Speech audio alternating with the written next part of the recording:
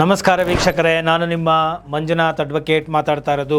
ನಿನ್ನೆ ಈ ಒಂದು ಜಿರಳೆ ಜನತಾ ಪಕ್ಷ CJP ಕಾಕ್ರೋಚ್ ಜನತಾ ಪಾರ್ಟಿ ಇದರ ಬಗ್ಗೆ ಮಾಹಿತಿಯನ್ನು ಕೊಟ್ಟಿದ್ದೆ.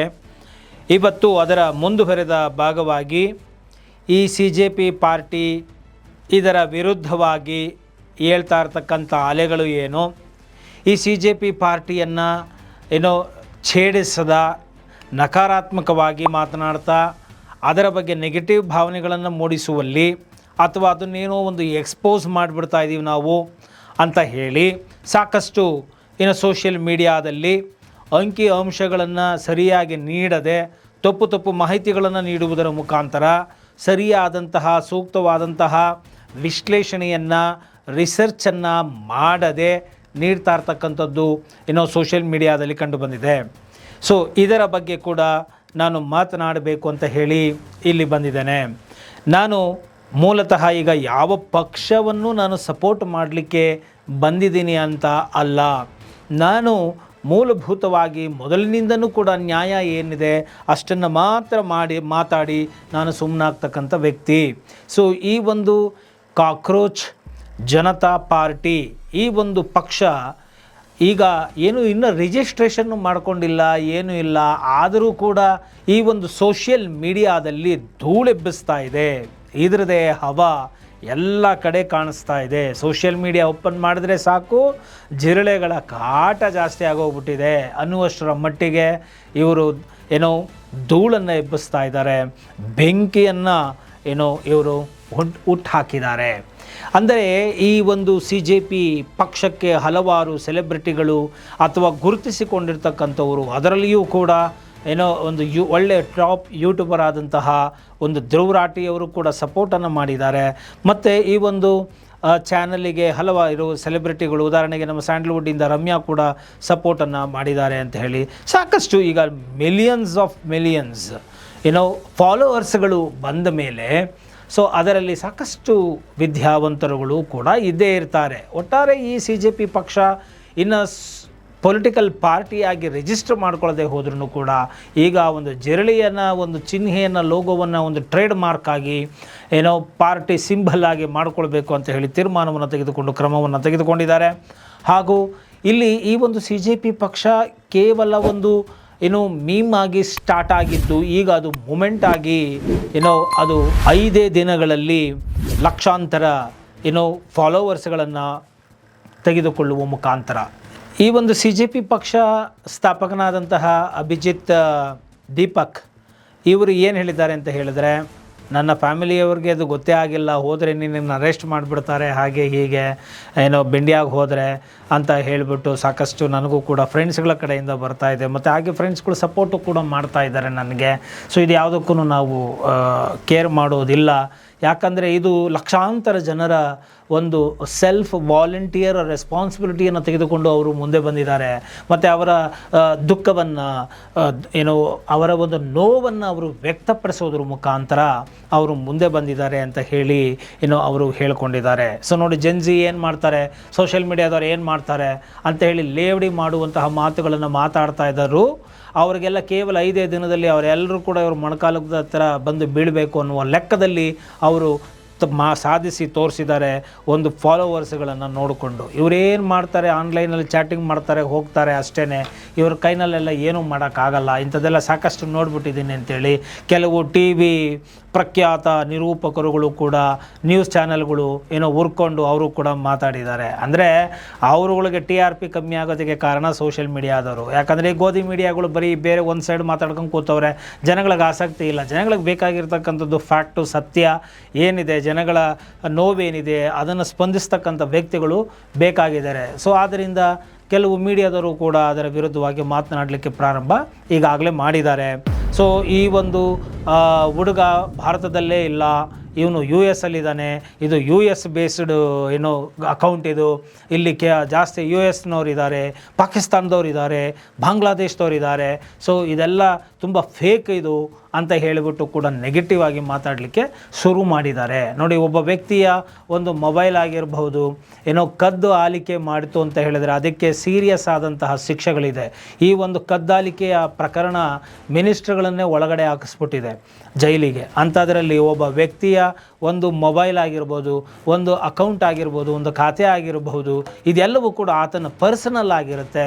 ಇದನ್ನು ಏನೋ ಹೇಗೆ ಇವರುಗಳು ಈ BJP ಪಕ್ಷದವರಾಗಿರ್ಬೋದು ಅಥವಾ ಕೆಲವು ಮೀಡಿಯಾದವರಾಗಿರಬಹುದು ಹೇಗೆ ಈ ಒಂದು ಅಂಕಿಅಂಶಗಳನ್ನು ತೆಗೆದುಕೊಂಡು ಬಂದರು. ಈಗ ನನ್ನ ಅಕೌಂಟಲ್ಲಿ ಏನಿದೆ ಅನ್ನೋದು ನಮಗೆ ಗೊತ್ತಿರುತ್ತೆ. ಹಾಗೆ ಆ ಒಂದು ಅಭಿಜಿತ್ ಏನೋ ದೀಪಕ್ ತನ್ನ ಅಕೌಂಟಲ್ಲಿ ಏನಿದೆ ಅಂತ ಹೇಳಿ ಆತನೇ ತೆಗೆದು ಹಾಕಿದ್ದಾನೆ. ನೋಡಿ, 95% ಇಂಡಿಯನ್ಸ್ಗಳೇ ಇದರೊಳಗಡೆ ತುಂಬಿಕೊಂಡಿರ್ತಕ್ಕಂಥದ್ದು. ಸೊ ಹೀಗೆ ಇದ್ದಾಗ ಹೇಗೆ ಈ ಸುಳ್ಳು ಅಂಶಗಳನ್ನು ಹೇಳಿಕೊಂಡು ಬರೀ ಸುಳ್ಳುಗಳನ್ನ ಮಾತಾಡಿಕೊಂಡು ಸುಳ್ಳು ಪೋಸ್ಟರ್ಗಳನ್ನು ಹಾಕ್ಕೊಂಡು ಇವರು ಯಾಕೆ ಈ ಒಂದು ತಕ್ಷಣಕ್ಕೆ ಇಷ್ಟೊಂದು ನಕಾರಾತ್ಮಕವಾಗಿ ಬಿಂಬಿಸಲಿಕ್ಕೆ ಹೊರಟಿದ್ದಾರೆ ಆ CJP ಪಕ್ಷನ ಅನ್ನೋದು ತಿಳ್ಕೊಳ್ಬೇಕು. ಜನಗಳು ಕೂತು ಯೋಚನೆಯನ್ನು ಮಾಡಬೇಕಾಗಿದೆ. ಯಾಕೆಂತ ಹೇಳಿದರೆ ಅದಿನ್ನು ಪಕ್ಷನೇ ಆಗಿಲ್ಲ, ಅಫಿಷಿಯಲಾಗಿ ಡಿಕ್ಲೇರ್ ಆಗಿಲ್ಲ, ಅದಕ್ಕೆ ಇಷ್ಟೊಂದು ಯಾಕೆ ಭಯ? ಈಗಾಗಲೇ ಆ ಒಂದು ಟ್ವಿಟರ್ ಖಾತೆ ಆಗಿರ್ಬೋದು, ಎಕ್ಸ್ ಖಾತೆಗಳಾಗಿರ್ಬೋದು, ಇನ್ಸ್ಟಾಗ್ರಾಮ್ಗಳಾಗಿರ್ಬೋದು, ಫೇಸ್ಬುಕ್ಗಳಲ್ಲಾಗಿರ್ಬೋದು, ಈ ರೀತಿಯಾಗಿ ಅದನ್ನು ಹ್ಯಾಕ್ ಮಾಡುವಂತಹ ಪ್ರಯತ್ನ, ಅದನ್ನು ನಿರ್ಬಂಧಿಸುವಂತಹ ಪ್ರಯತ್ನ, ಮತ್ತು ಇದೆಲ್ಲ ಟ್ವಿಟರ್ಗಳಲ್ಲಾಗಲಿ ಮಾಡುವಂತಹ ಬ್ಯಾನ್ ಮಾಡುವಂತಹ ಒಂದು ಕೆಲಸಗಳು ಈಗಾಗಲೇ ಆಗಿದೆ, ಆಗ್ತಾ ಇದೆ ಕೂಡ. ನೋಡಿ, ಇದೆಲ್ಲ ಯಾಕೆ ಮಾಡ್ತಾ ಹೋಗ್ತಾ ಇದ್ದಾರೆ? ಏನಂಥದ್ದನ್ನು ಮಾಡಿಬಿಟ್ರು ಇವರು? ಏನು ಕೇಳಬಾರ್ದನ್ನು ಕೇಳಿಬಿಟ್ಟಿದ್ದಾರೆ. ಜನಗಳಿಗೆ ಏನು ಬೇಕು, ಯಾವ ಸಿಸ್ಟಮ್ ಬೇಕು, ಏನು ಬದಲಾವಣೆ ಬೇಕು ಅಂತ ಹೇಳಿ ಬದಲಾವಣೆಯ ಅಲೆಯನ್ನು ಅವರು ಬಯಸ್ತಾ ಇದ್ದಾರೆ. ಶೀಘ್ರಗತಿಯಲ್ಲಿ ನ್ಯಾಯವನ್ನು ಕೊಡಿ, ಮತ್ತು ಆ ಪೋಸ್ಟಲ್ಲಿ ಕೂತಿರೋರಿಗೆ ಗ್ರೀಡಿ ಮಾಡಬೇಡಿ, ಅವರಿಗೆ ಆಮಿಷಗಳನ್ನು ಒಡ್ಡಬೇಡಿ, ಮಹಿಳೆಯರಿಗೆ ಸಮಾನ ಅವಕಾಶಗಳನ್ನು ಕೊಡಿ ಅಂತ ಹೇಳಿ ಅವರು ಕೇಳ್ತಾ ಇರೋದೇ ತಪ್ಪ. ಮತ್ತು ಪಕ್ಷಗಳಲ್ಲಿ ಕೆಲಸಗಳನ್ನು ಮಾಡಿ ಮತ್ತೆ ಅದನ್ನು ಬೇಕಂದಂಗೆ ಪಕ್ಷಾಂತರ ಮಾಡಿದವರಿಗೆ ಅವರಿಗೆ 20 ವರ್ಷ ಬ್ಯಾನ್ ಮಾಡಿ ಅಂತ ಕೇಳ್ತಾ ಇರೋದು ತಪ್ಪ. ಗೋಧಿ ಮೀಡಿಯಾಗಳು ಅವ್ರ ಅಕೌಂಟ್ಗಳು ವೆರಿಫೈ ಆಗಲಿ ಅಂತ ಹೇಳ್ತಾ ಇರೋದು ತಪ್ಪ. ಈ ದೊಡ್ಡ ಶ್ರೀಮಂತರುಗಳು ಮೀಡಿಯಾಗಳನ್ನು ಕಂಟ್ರೋಲಲ್ಲಿ ಇಟ್ಕೊಂಡು ಅವ್ರಿಗೆ ಹೆಂಗೆ ಬೇಕು, ಯಾರನ್ನು ಬೇಕು ಪ್ರಮೋಟ್ ಮಾಡಿಕೊಂಡು ಅವರನ್ನು ಚಕ್ರವರ್ತಿಗಳನ್ನಾಗಿ ಮಾಡಿ ಅವ್ರ ಮುಖಾಂತರ ಏನು ಬೇಕು ಎಲ್ಲ ಸವಲತ್ತುಗಳನ್ನು ತೆಗೆದುಕೊಂಡು ಯಾರೋ ಕೆಲವರು ಬೆಳೀತಾ ಇರೋದು, ಇದನ್ನು ಪ್ರಶ್ನೆ ಮಾಡಿರೋದು ತಪ್ಪ. ಈ ಐಷಾರಾಮಿ, ಈ VVIP ಸಂಸ್ಕೃತಿಯನ್ನು ಪ್ರಶ್ನೆ ಮಾಡಿರೋದು ತಪ್ಪ. ಯಾವುದು ತಪ್ಪಾಗಿದೆ? ಯಾಕೆ ಅವರ ಮೇಲೆ ಇಷ್ಟು ಬೇಗ ನೆಗೆಟಿವನ್ನು ಸ್ಪ್ರೆಡ್ ಮಾಡಲಿಕ್ಕೆ ನೋಡ್ತಾ ಇದ್ದಾರೆ? ಸ್ವಲ್ಪ ದಿನ ಕಾದು ನೋಡಬಹುದಲ್ವಾ?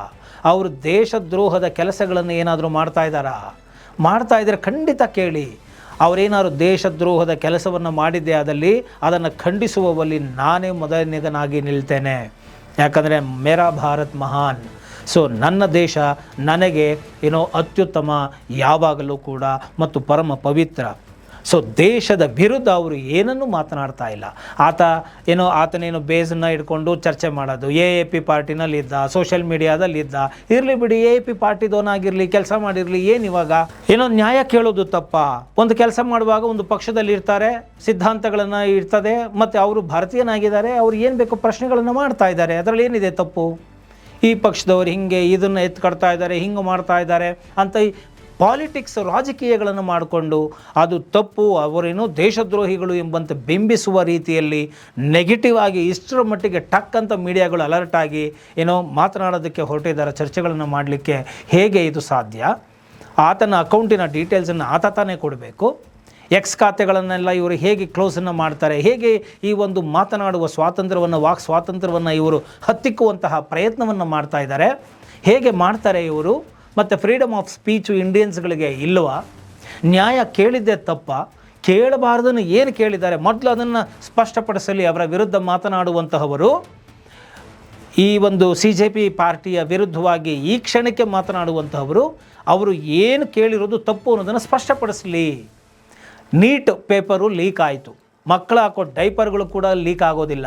ಅಂಥದ್ರಲ್ಲಿ ನೀಟ್ ಪೇಪರು 4 ಬಾರಿ ಲೀಕ್ ಆಗಿದೆ. ಮತ್ತೊಮ್ಮೆ ಅವರುಗಳು ಎಕ್ಸಾಮ್ಗಳು ಬರೆಯೋ ರೀತಿ ಆಗ್ತಾ ಇದೆ. ಇದರ ಮೇಲೆ ಯಾವುದೇ ತರಹದ ಒಂದು ಸೀರಿಯಸ್ ಕ್ರಮವನ್ನು ತೆಗೆದುಕೊಂಡಿಲ್ಲ, ಏನೂ ಇಲ್ಲ. ಇದನ್ನು ಕೇಳಿರೋದು ತಪ್ಪ. ಈ ಸಚಿವ ಧರ್ಮೇಂದ್ರ ಪ್ರಧಾನ್ ಇವರನ್ನು ನೀವು ವಜಾ ಮಾಡಿ ಅಧಿಕಾರದಿಂದ ಅಂತ ಹೇಳಿಬಿಟ್ಟು ಪಿಟಿಷನನ್ನು ಅವರು ಫೈಲ್ ಮಾಡಿದ್ದಾರೆ. ಈಗ ಅದು ಸರಿಸುಮಾರು 3 ಲಕ್ಷಕ್ಕೂ ಹೆಚ್ಚು ಜನ ಈಗ ಆಲ್ರೆಡಿ ಆನ್ಲೈನಲ್ಲಿ ಒಪ್ಪಿಗೆಯನ್ನು ನೀಡಿದ್ದಾರೆ, ಸೈನ್ ಮಾಡಿದ್ದಾರೆ, ಪಬ್ಲಿಕ್ಗಳು ಸೈನ್ ಮಾಡಿದ್ದಾರೆ.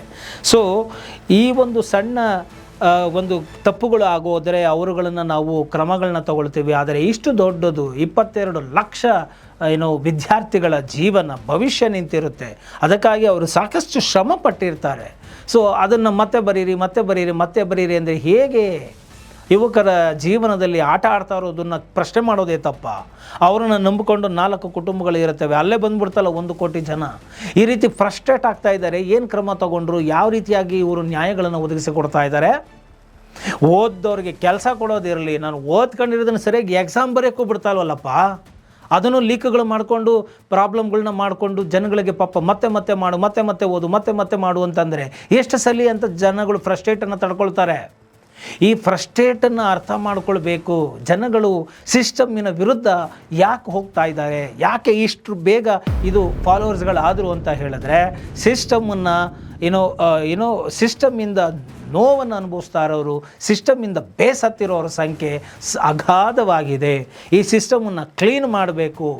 ಅದಕ್ಕಾಗಿಯೇ ಇದು ಇಷ್ಟರ ಮಟ್ಟಿಗೆ ಪ್ರಖರವಾಗಿ ಹೋಗ್ತಾ ಇದೆ ಅಂತ ಹೇಳಿದ್ರೆ ತಪ್ಪಾಗಲಾರದು. ಇಲ್ಲಿ ಯಾವುದೇ ಈ ಒಂದು BJP ಪಕ್ಷ ಆಗಲಿ, ಕಾಂಗ್ರೆಸ್ ಪಕ್ಷ ಆಗಲಿ, AAP ಪಕ್ಷ ಆಗಲಿ ಎಲ್ಲವನ್ನೂ ಕೂಡ ಧೂಳಿಪಟ ಮಾಡಿ ಈ ಒಂದು CJP ಪಕ್ಷ ಇಷ್ಟರ ಮಟ್ಟಿಗೆ ಫಾಲೋವರ್ಸ್ಗಳನ್ನು ಪಡ್ಕೊಂಡ್ಬಿಡ್ತು ಅಂದರೆ ಇದರಿಂದ ಇನ್ಯಾರೋ ಕಾರಣದ ಕೈ ಇದೆ, ಬಲಾಢ್ಯರಿದ್ದಾರೆ, ಅವರಿದ್ದಾರೆ, ಇವರಿದ್ದಾರೆ ಅಂದರೆ ಯಾರಾದರೂ ಇದ್ಕೊಳ್ಳಿ. ಏನಿವಾಗ ಯಾರಿಗೆ ಏನನ್ನು ಸಪೋರ್ಟ್ ಮಾಡಬೇಕು ಅಂತ ಯಾರಿಗನ್ಸುತ್ತೋ ಅವ್ರನ್ನ ಸಪೋರ್ಟ್ ಮಾಡ್ತಾರೆ. What is wrong in that? Support ಮಾಡೋದು ಅವರವರ ಒಂದು ಹಕ್ಕಾಗಿದೆ. ಅವರು ಏನು ಕೇಳ್ತಾ ಇದ್ದಾರೆ ಅವ್ರು ಡಿಮ್ಯಾಂಡ್ ಮಾಡಿರೋದ್ರಲ್ಲಿ ಏನು ತಪ್ಪು ಅದನ್ನು ಹೇಳಿ ಮೊದಲು. ಮತ್ತು ಇದು ಜನಗಳಿಗೆ ಯಾರ ಸಪೋರ್ಟ್ ಅನ್ನೋದಕ್ಕಿಂತ ಇದು ಇಷ್ಟರ ಮಟ್ಟಿಗೆ ಹೋಗಿದ್ದಕ್ಕೆ ಕಾರಣ ಏನು ಅಂತ ಹೇಳಿದ್ರೆ, ನಿರುದ್ಯೋಗಿಗಳನ್ನು ಜಿರಳೆಗಳು ಅಂತ ಹೇಳಿದ್ದು, ಸೋಷಿಯಲ್ ಮೀಡಿಯಾದಲ್ಲಿ ಇರೋವಂಥವ್ರನ್ನ ಕುಟುಕಿದ್ದು, RTI ಕಾರ್ಯಕರ್ತಗಳನ್ನು, ಆ್ಯಕ್ಟಿವಿಸ್ಟ್ಗಳನ್ನು ಕೆದಕಿದ್ದು, ಈ ಒಂದು ಫ್ರಸ್ಟ್ರೇಷನಲ್ಲಿ, ಆ್ಯಂಗರಲ್ಲಿ, ಕೋಪದಲ್ಲಿ ಅವರುಗಳು ಎಲ್ಲ ಸೇರಿಕೊಂಡು ಅವರು ಸೋಷಿಯಲ್ ಮೀಡಿಯಾದಲ್ಲಿ ಧೂಳೆಬ್ಬಿಸ್ತಾ ಇದ್ದಾರೆ. ಇವತ್ತು ಅಷ್ಟು ಜನ ಫಾಲೋವರ್ಸ್ಗಳಾಗ್ತಾ ಇದ್ದಾರೆ. ಅಕೌಂಟ್ಗಳನ್ನು ನೀವು ಬ್ಲಾಕ್ ಮಾಡಿದ್ರೆ ಮತ್ತೆ ತಿರ್ಗಿ ಅವರು ಬೇರೆ ಇದನ್ನು ಅವರು ರೆಡಿ ಮಾಡ್ಕೊಳ್ತಾರೆ, ಬೇರೆ ಅಕೌಂಟ್ಗಳನ್ನು ಓಪನ್ ಮಾಡ್ಕೊಳ್ತಾರೆ. ಸೊ ಜನಗಳ ಶಕ್ತಿಯನ್ನು ಹುಟ್ಟಡಗಿಸುವಂತಹ ಒಂದು ಕೆಲಸವನ್ನು ಯಾಕೆ ಮಾಡ್ತಾ ಇದ್ದೀರಾ? ಏನು ತಪ್ಪು ನಡೆದಿತ್ತು, ಏನು ಘಟನೆ ನಡೆದೋಗಿದೆ ಅನ್ನೋದನ್ನು ತಿಳಿಸ್ಬೇಕಲ್ವಾ? ಅದು ಬಿಟ್ಬಿಟ್ಟು ರಾಂಗ್ ಅಂಕಿಅಂಶಗಳನ್ನು ಕೊಡೋದ್ರ ಮುಖಾಂತರ ನೆಗೆಟಿವ್ ಇಂಪ್ಯಾಕ್ಟ್ ಬರುವ ರೀತಿಯಲ್ಲಿ ಮಾಡುವ ಅವಶ್ಯಕತೆ ಇಲ್ಲ. ಈ ಒಂದು ಸರ್ಕಾರಕ್ಕೆ ಜೆನ್ಜಿಗಳ ಒಪಿನಿಯನ್ ಬೇಕಾಗಿಲ್ಲ, ಅವರ ನೋವು ಬೇಕಾಗಿಲ್ಲ, ಕಷ್ಟ ಬೇಕಾಗಿಲ್ಲ, ಅವರ ಅಭಿಪ್ರಾಯಗಳು ಬೇಕಾಗಿಲ್ಲ, ಕೇವಲ ಅವರ ವೋಟ್ಗಳು ಬೇಕು. ಅಂದರೆ ಹೇಗೆ? ಇದನ್ನೇ ಅವರು ಕೇಳ್ತಾ ಇದ್ದಾರೆ, ಇದನ್ನು ಅವರು ಪ್ರಶ್ನೆ ಮಾಡ್ತಾ ಇದ್ದಾರೆ. ಜೊತೆಗೆ ನಮಗೆ ಟ್ರಾನ್ಸ್ಪರೆನ್ಸಿ, ಪಾರದರ್ಶಕತೆಯಿಂದ ಕೂಡಿರ್ತಕ್ಕಂಥ ಆಡಳಿತಗಳು ನಮಗೆ ಬೇಕು ಅಂತ ಹೇಳಿ ಬಯಸ್ತಾ ಇದ್ದಾರೆ. ಡೆವಲಪ್ಮೆಂಟ್ ಆಗಬೇಕು, ಅಭಿವೃದ್ಧಿ ಬೇಕು ನಮಗೆ ಅಂತ ಕೇಳ್ತಾ ಇದ್ದಾರೆ. ಪ್ರತಿಯೊಬ್ಬರಿಗೂ ಕೆಲಸಗಳನ್ನು ಕೊಡಬೇಕು ಅಂತ ಹೇಳಿ ಕೇಳ್ತಾ ಇದ್ದಾರೆ. ಇದರಲ್ಲಿ ಏನಿದೆ ತಪ್ಪು? ಈಗ ಸುಪ್ರೀಂ ಕೋರ್ಟಿನ ಪೊಸಿಷನ್ಗಳಲ್ಲಿ ಕೂತ್ಕೊಳ್ಳೋರು ಏನು ಎಕ್ಸಾಮ್ಗಳನ್ನ ಬರೆದು ಪಾಸ್ ಮಾಡಿಬಿಟ್ಟು ಹೋಗಿ ಕೂತ್ಕೋತಾ ಇದ್ದಾರಾ? ಏನಿಲ್ವಲ್ಲ. ಇವರೇ ಮಾಡ್ಕೊಂಡಿರ್ತಕ್ಕಂಥ ಒಂದು ಕೊಲಿಜಿಯಂ ವ್ಯವಸ್ಥೆ, ಇದರಲ್ಲಿ ಅವರವ್ರ ಸಂಬಂಧಿಕರುಗಳು, ಸ್ನೇಹಿತರುಗಳು, ಅವರಿಗೆ ಪರಿಚಯದವರು 33% ಎಲ್ಲ ಪರಿಚಯದವರೇ ಸೇರ್ಕೊಂಡಿದ್ದಾರೆ ಎಂಬುವಂಥ ಆರೋಪ ಇದೆ. ಈ ಆರೋಪವನ್ನು ತಪ್ಪು ಅಥವಾ ಸುಳ್ಳು ಅಂತ ಹೇಳಿದ್ರೆ ರುಜುವಾತು ಮಾಡಲಿ, ದಾಖಲೆಗಳ ಸಮೇತ ತಗೊಂಡು ಬಂದು ರುಜುವಾತು ಮಾಡಲಿ. ಎಷ್ಟೋ ಪಾರದರ್ಶಕತೆಯಿಂದ ಕೊಲಿಜಿಯಂ ಸಿಸ್ಟಮ್ ನಡೀತಾ ಇದೆ ಅಂತ ಹೇಳಿ ಎಲ್ಲ ಅವ್ರವ್ರಿಗೆ ಯಾರ್ಯಾರು ಬೇಕೋ ಅವ್ರವ್ರುಗಳೇ ಸೆಲೆಕ್ಟ್ಗಳು ಮಾಡಿಕೊಂಡು ಏನೇನು ಬೇಕೋ ಮಾಡ್ಕೊಂಡು ಕೂತ್ಕೊಂಡ್ಬಿಟ್ರೆ ಜನಗಳ ಅಭಿಪ್ರಾಯಗಳನ್ನ ಕೇಳದೆ ಹೋದರೆ ಮತ್ತೆ ಇನ್ನೆಂಥ ಜನ ಇದು ಪ್ರಜಾಪ್ರಭುತ್ವ ಅಂತ ಅನ್ನಿಸ್ಕೊಳ್ಳುತ್ತೆ. ಇದು ಕೇಳ್ತಾ ಇರೋದು ತಪ್ಪ. ಪ್ರಶ್ನೆ ಮಾಡುವುದು ನಮ್ಮೆಲ್ಲರ ಹಕ್ಕಾಗಿದೆ. ನಾವು ಪ್ರಶ್ನೆಯನ್ನು ಮಾಡ್ತಾ ಇದ್ದೇವೆ. ನಾವು ನಿರುದ್ಯೋಗಿಗಳಿರ್ಬೋದು, ಆದರೆ ಪ್ರಾಮಾಣಿಕರಿದ್ದೇವೆ. ನಮಗೆ ಕೆಲಸ ಕೊಟ್ಟರೆ ನಾವು ಮಾಡೋಕ್ಕೆ ರೆಡಿ ಇದ್ದೀವಿ. ಕೆಲಸ ನೀವು ಕೊಡಲಿಲ್ಲ ಅಂದರೆ ನಾವು ಕೊಡೋವರೆಗೂ ಮತ್ತು ಸಮಾಜದಲ್ಲಿ ನಡೀತಾ ಇರ್ತಕ್ಕಂಥ ಅವ್ಯವಸ್ಥೆಗಳನ್ನು ನಾವು ಕುಟುಕ್ತಾನೇ ಇರ್ತೀವಿ ಮತ್ತು ನಾವು ಅದನ್ನು ಕ್ಲೀನ್ ಮಾಡ್ತಾನೆ ಇರ್ತೀವಿ, ಅದನ್ನು ಕಟ್ ಮಾಡಿ ಬಿಸಾಕ್ತಾ ಇರ್ತೀವಿ. ಯಾಕೆ ನಿಮ್ಮ ಈ ಪೊಳ್ಳು ಬೆದರಿಕೆಗಳಿಗೆ ಅಥವಾ ಬ್ಲಾಕ್ ಮಾಡಿಸ್ಬಿಡ್ತೀನಿ ಅನ್ನೋದು, ಇನ್ನೇನೋ ಪಾಕಿಸ್ತಾನದವರು ಬಾಂಗ್ಲಾದೇಶದವ್ರು ಸೇರ್ಕೊಂಡ್ಬಿಟ್ಟವ್ರು ಅನ್ನೋದು, ಈ ರೀತಿಯಾದಂತಹ ಸುಳ್ಳು ಫಿಗರ್ಸ್ಗಳನ್ನು ಕೊಡುವುದರ ಮುಖಾಂತರ, ಅಂಕಿಅಂಶಗಳ ಮುಖಾಂತರ ಹತ್ತಿಕ್ಕುವಂಥ ಪ್ರಯತ್ನ ನಾವು ಮಾಡ್ತೇವೆ ಅಂದರೆ ಅದರಷ್ಟು ಮೂರ್ಖತನ ಮತ್ತೊಂದು ಇಲ್ಲ ಎಂಬುವಂತಹ ಮಾತನ್ನು ಕೂಡ ಈ ಜೆನ್ಜಿ ಗ್ರೂಪ್ನವರು ವ್ಯಕ್ತಪಡಿಸ್ತಾ ಇದ್ದಾರೆ. ಒಟ್ಟಾರೆಯಾಗಿ ಈ ಒಂದು ಆನ್ಲೈನಿನಲ್ಲಿ ಏನು ಈ ಒಂದು ಹವಾ ನಡೀತಾ ಇದೆ, ಇದನ್ನು ಜನಗಳು ಬಯಸಿದ್ರು ಫ್ರಸ್ಟ್ರೇಷನನ್ನು ಹೊರಗಡೆ ಆಗ್ತಾ ಇದ್ದಾರೆ. ಕೇಳುವವರು ಯಾವುದೇ ಪಕ್ಷ ಆಗಿರಲಿ, ನನಗದು ಬೇಕಾಗಿಲ್ಲ, ಅದು BJPನ, ಕಾಂಗ್ರೆಸ್ಸ, AAPನ, CJPನ, ನನಗದು ಬೇಕಾಗಿಲ್ಲ. ಕೇಳುವ ಪ್ರಶ್ನೆಗಳು, ಅವರ ಫ್ರಸ್ಟ್ರೇಷನ್ ನ್ಯಾಯಯುತವಾಗಿದೆಯಾ, ಅವರ ಡಿಮ್ಯಾಂಡ್ಗಳು ನ್ಯಾಯಯುತವಾಗಿದೆಯಾ, ಸತ್ಯದ ಪರವಾಗಿದೆಯಾ, ವಾಸ್ತವಿಕತೆಯಿಂದ ಕೂಡಿದೆಯಾ, ಅವರು ಕೇಳ್ತಾ ಇರೋದರಲ್ಲಿ ಏನೂ ತಪ್ಪಿಲ್ವಾ, ಇಷ್ಟೇ ನಾನು ಮಾತಾಡಲಿಕ್ಕೆ ಬಂದಿದ್ದೇನೆ. ಇಷ್ಟನ್ನು ತಪ್ಪು ಅಂತ ಹೇಳೋದಾದರೆ ವಿಡಿಯೋಗಳನ್ನು ಮಾಡಿ ಹಾಕಿ ನೋಡೋಣ, ಅಂಕಿಅಂಶಗಳ ಸಮೇತ ಅವ್ರು ಕೇಳ್ತಾ ಇರೋದ್ರಲ್ಲಿ ಏನು ತಪ್ಪಿದೆ ಅನ್ನೋದನ್ನು ನೋಡೋಣ. ಇಲ್ಲಿ ಸರ್ಕಾರದಲ್ಲಿ ಇವತ್ತು ವಿದ್ಯಾವಂತರುಗಳನ್ನು, ವಕೀಲರುಗಳನ್ನು, ವಾಯ್ಸ್ ರೈಸ್ ಮಾಡೋರನ್ನು ಖಂಡಿತವಾಗಿಯೂ ಇಲ್ಲಿ ಅವರ ವಾಕ್ ಸ್ವಾತಂತ್ರ್ಯವನ್ನು ಅದುಮುವಂತಹ ಪ್ರಯತ್ನ ಆಗ್ತಾ ಇದೆ. ಅಭಿವ್ಯಕ್ತಿ ಸ್ವಾತಂತ್ರ್ಯ ಉಪಯೋಗಿಸಿದರೆ ಸಾಕು ದೇಶದ್ರೋಹಿ ಪಟ್ಟಗಳನ್ನು ಕಟ್ಟಿ ಅವರಿಗೆ ಒಳಗಡೆ ಕಳಿಸಲಾಗ್ತಾ ಇದೆ, ಅವರಿಗೆ ಬೆದರಿಕೆಗಳನ್ನು ಕೊಡಲಾಗ್ತಾ ಇದೆ. ಇದು ಈ ಕೂಡಲೇ ನಿಲ್ಲಬೇಕು. ಪ್ರಜಾಸತ್ತಾತ್ಮಕ ವ್ಯವಸ್ಥೆಯನ್ನು ಗೌರವಿಸೋರಾದರೆ, ಪ್ರಜಾಪ್ರಭುತ್ವ ವ್ಯವಸ್ಥೆಯನ್ನು ಗೌರವಿಸೋರಾದರೆ ಖಂಡಿತವಾಗಿಯೂ ಕೂಡ ಈ ತರಹದ ಕ್ರಮಗಳನ್ನು ತೆಗೆದುಕೊಳ್ಳದೆ ಜನಗಳು ಅವರ ಅಭಿಪ್ರಾಯಗಳನ್ನು ವ್ಯಕ್ತಪಡಿಸೋದಕ್ಕೆ ಮುಕ್ತವಾದಂಥ ಸ್ವಾತಂತ್ರ್ಯವನ್ನು, ವೇದಿಕೆಯನ್ನು ಕಲ್ಪಿಸಿಕೊಡೋದ್ರ ಮುಖಾಂತರ ನಾವು ಪಾರದರ್ಶಕವಾಗಿದ್ದೇವೆ, ನಾವು ಪಾಸಿಟಿವ್ ಆಗಿದ್ದೇವೆ, ನಾವು ಜನರ ಅಳಲನ್ನು, ಅವರ ನೋವನ್ನು ಕೇಳುತ್ತೇವೆ, ನಾವು ಅದಕ್ಕೆ ಸ್ಪಂದಿಸ್ತೇವೆ ಅಂತ ಹೇಳಿ ಧೈರ್ಯವಾಗಿ ಒಂದು ಮುಂದೆ ನಿಂತು ಅವರು ಕೇಳುವಂಥ ಪ್ರಶ್ನೆಗಳಿಗೆ ಉತ್ತರ ಕೊಡುವಂತಹ ದಮ್ಮು ತಾಕತ್ತನ್ನು ಬೆಳೆಸಿಕೊಳ್ಳಬೇಕೇ ಹೊರತು ಅವರನ್ನು ನಾವು ಈ ದೇಶದಲ್ಲೇ ಇಲ್ಲ, ಇವರು ಇಂಥವರಲ್ಲ, ಇವರು ಅಂಥವರಲ್ಲ, ಇದು ಇಂಡಿಯನ್ಸ್ಗಳು ಹಾಗೇ ಇಲ್ಲ, ಈ ರೀತಿಯಾಗೆಲ್ಲ ಒಂದೇ ದಿನದಲ್ಲಿ ನೀವು ಮಾಡೋದಕ್ಕೆ ಹೊರಟ್ರೆ ಇದಕ್ಕೆ ಗೋಧಿ ಮೀಡಿಯಾ ಅನ್ನೋದು. ಇದರೊಳಗಡೆ ಕೆಲವು ಸೋಷಿಯಲ್ ಮೀಡಿಯಾ ಚಾನಲ್ನವರುಗಳು ಸೇರ್ಕೊಂಡಿರ್ತಾರೆ. ಅದಕ್ಕೇನು ಹೊರತಲ್ಲ. ಮಾತನಾಡುವ ಮುನ್ನ ಪರಿಶೀಲಿಸಿ ಒಂದಷ್ಟು ಫ್ಯಾಕ್ಟ್ಸ್ಗಳನ್ನು ಸಂಗ್ರಹ ಮಾಡಿ ಮಾತನಾಡಿದರೆ ಒಳ್ಳೆಯದು ಅಂತ ನಾನು ಇಲ್ಲಿ ಹೇಳಲಿಕ್ಕೆ ಬಯಸ್ತೇನೆ. ಸೋಷಿಯಲ್ ಮೀಡಿಯಾನ ತುಂಬ ತುಚ್ಛವಾಗಿ ಕಾಣಬೇಡಿ. ಜನಗಳು ಮುಕ್ತವಾದಂಥ ಸ್ವಾತಂತ್ರ್ಯವನ್ನು, ಅವರ ವಾಕ್ ಸ್ವಾತಂತ್ರ್ಯವನ್ನು, ಅಭಿವ್ಯಕ್ತಿ ಸ್ವಾತಂತ್ರ್ಯವನ್ನು ಉಪಯೋಗಿಸಲಿಕ್ಕೆ ಟೆಕ್ನಾಲಜಿ, ತಾಂತ್ರಿಕತೆ ಕೊಟ್ಟಿರ್ತಕ್ಕಂಥ ಒಂದು ಅತ್ಯದ್ಭುತವಾದಂಥ ವೇದಿಕೆಯಾಗಿದೆ. ಇಂತಹ ಒಂದು ಸ್ಟೇಜಿಗೆ ಅವಮಾನವನ್ನು ಮಾಡಬೇಡಿ. ಇದು ಪಬ್ಲಿಕ್ ನ್ಯೂಸ್ ಅಂತ ಹೇಳ್ತಾರಲ್ಲ, ಪಬ್ಲಿಕ್ ಟಿವಿ ರಂಗಣ್ಣ ಹೇಳ್ತಾರೆ. ಈ ಸೋಷಿಯಲ್ ಮೀಡಿಯಾ ಮಳೆ ಬಂದಾಗ ಬೆಳಗ್ಗೆ ನೀರಿನ ಜೊತೆಗೆ ಹುಳುಗಳು ಸೇರ್ಕೊಂಡು ಬೀಳುತ್ತಲ್ಲ, ಹಾಗೆ 2 ದಿನ ಹೋದರೆ ಯಾವ ವೈರಲ್ ವಿಡಿಯೋನೂ ಜ್ಞಾಪಕಕ್ಕಿರೋದಿಲ್ಲ, ಅಷ್ಟೇ ಇವುಗಳದ್ದು ಪವರು ಅಂತ ಹೇಳಿ. ಸೊ ಆದ್ದರಿಂದ ಈ ಸೋಷಿಯಲ್ ಮೀಡಿಯಾದ ಪವರ್ ಏನು ಅನ್ನೋದನ್ನು ತೋರಿಸಿಕೊಡಿ. ಇದು ಜನಗಳ ಮೀಡಿಯಾ, ಪಬ್ಲಿಕ್ ಟಿವಿ ಅಂತ ಅವ್ರ ಹೆಸರಿಟ್ಕೊಂಡವ್ರೆ. ಆದರೆ ಪಬ್ಲಿಕ್ಕಿನ ಪರವಾಗಿ, ಜನಗಳ ಪರವಾಗಿ, ನೋವಿನ ಪರವಾಗಿ, ಮತ್ತು ಕೇಳಿದಾಗ ಆ ಒಂದು CJP ಪಾರ್ಟಿಯವರು ಏನು ಕೇಳ್ತಾ ಇದ್ದಾರೆ ಅದು ಸರಿಯಾಗಿದೆಯಾ ಅನ್ನೋದನ್ನು ವಿಶ್ಲೇಷಿಸಿ ಅದರ ಪರವಿರೋಧವನ್ನು ಕರೆಕ್ಟಾಗಿ ನೋಡಿ ತುಲನಾತ್ಮಕವಾಗಿ ಮಾತನಾಡಬೇಕೇ ಹೊರತು ಸೋಷಿಯಲ್ ಮೀಡಿಯಾದವ್ರನ್ನ ಛೇಡಿಸೋದು ನೋಡಿದ್ರೆ ಗೊತ್ತಾಗುತ್ತೆ ಅವ್ರು ಎಷ್ಟು ಫ್ರಸ್ಟ್ರೇಟ್ ಆಗ್ಬಿಟ್ಟವ್ರೆ ಅಂತ. ಯಾಕಂದರೆ ಅವ್ರ ಪಾಪ TRP ಕಡಿಮೆ ಆಗ್ತಾ ಇದೆಯೇನೋ ಗೊತ್ತಿಲ್ಲ. ತಾವು ವರ್ಷಾನುಗಟ್ಟಲೆ ಸಾಧನೆ ಮಾಡದೇ ಇರೋದನ್ನು 5 ದಿವಸದಲ್ಲಿ ಬಂದು ಜೆನ್ಸಿಗಳು ಮಾಡಿಬಿಟ್ರೆ ಇನ್ನೇನಾಗಬೇಡ. ನಮ್ಮ ಸಿನಿಮಾಗಳಲ್ಲಿ ಹಾಕ್ತಾರೆ, ಪಾಪ 20 ವರ್ಷದಿಂದ ಸೈಕಲ್ ಹೊಡೆದಿರ್ತಾರೆ, ಅವರೇನೂ ಮಾಡೋಕ್ಕಾಗಿರಲ್ಲ ಅಂತ ನೆಪೋಟಿಸಮ್ ಮಾಡ್ಕೊಂಡು ಕೂತ್ಕೊಳ್ತಾರೆ ಅಂಥೇಳಿ. ಇವತ್ತು ಯಾರೋ ಬಂದು 5 ದಿನದಲ್ಲಿ ಮಾಡಿಬಿಟ್ರೆ ತಡ್ಕೊಳಕ್ಕಾಗಲ್ಲ, ಸ್ವಲ್ಪ ಹುರ್ಕೋತಾರೆ, ಏನೂ ಮಾಡೋಕ್ಕಾಗಲ್ಲ. ಹುರ್ಕೊಳ್ಳೋರೆಲ್ಲ ಹುರ್ಕೊಂಡು ಬೂದಿಯಾಗಿ ಹೋಗ್ತಾರೆ. ಸೊ ನ್ಯಾಯವಾಗಿ, ಧೈರ್ಯವಾಗಿ ನೀವೇನು ಕೇಳಬೇಕು ಅದನ್ನು ಕೇಳಿ. ಜೆನ್ಸಿಗಳಿಗೂ ಕೂಡ ನಾನು ಅದನ್ನೇ ಹೇಳ್ತೇನೆ, ನಿಮ್ಮ ಬೇಡಿಕೆಗಳು ಯಾವತ್ತು ನ್ಯಾಯಪರವಾಗಿರುತ್ತದೋ, ಈ ದೇಶದ ಪರವಾಗಿರುತ್ತದೋ, ಜನಗಳ ಪರವಾಗಿರುತ್ತದೋ ಅಲ್ಲಿಯವರೆಗೂ ನನ್ನ ವಾಯ್ಸ್ ನಿಮ್ಮ ಪರವಾಗಿ ಇರುತ್ತೆ. ಯಾವಾಗ ನಿಮ್ಮ ಬೇಡಿಕೆಗಳು ದೇಶದ ವಿರುದ್ಧವಾಗಿರುತ್ತೋ ಅಂದಿಗೆ ನನ್ನ ವಾಯ್ಸ್ ನಿಮ್ಮ ಪರವಾಗಿ ಇರೋದಿಲ್ಲ ಎಂಬುವಂತಹ ಮಾತನ್ನು ಹೇಳ್ತಾ ಈ ಒಂದು ವಿಡಿಯೋವನ್ನು ಇಲ್ಲಿಗೆ ಮುಗಿಸ್ತಾ ಇದ್ದೀನಿ. ಇಷ್ಟ ಆಗಿದೆ ಅದರಲ್ಲಿ ಮರೆಯದ ಹಾಗೆ ಲೈಕ್ ಕೊಡಿ ಹಾಗೂ ಇತರರಿಗೂ ಕೂಡ ಶೇರ್ ಮಾಡಿ, ಕಾಮೆಂಟ್ ಮಾಡಿ. ಜೈ ಹಿಂದ್, ಜೈ ಕರ್ನಾಟಕ ಮಾತೆ.